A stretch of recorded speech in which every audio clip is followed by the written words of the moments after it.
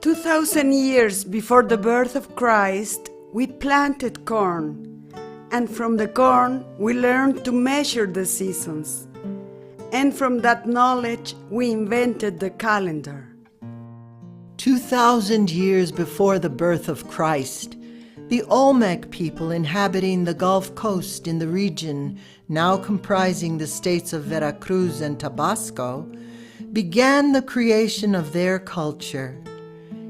800 years later, that society continued to flourish and continued for 1,000 years.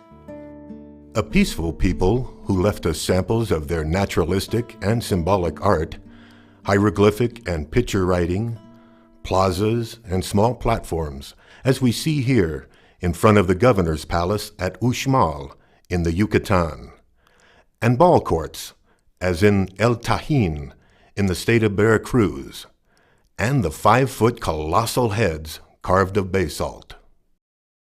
More than these artifacts remain of the Olmec culture. The Aztec elders spoke of the people who lived along the Gulf Coast, who possessed many books and had a knowledge of measuring time.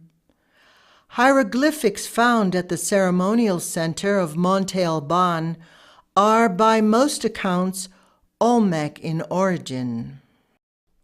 The sequence of events in the history of Mexico, in the development of writing, the calendar, architecture, sculpture, agriculture, ceramics, and philosophy lead us to conclude that this sequence of events started with the Olmecs. Northwest of the Olmecs, and near the end of their greatness, there emerged the people of the Teotihuacan.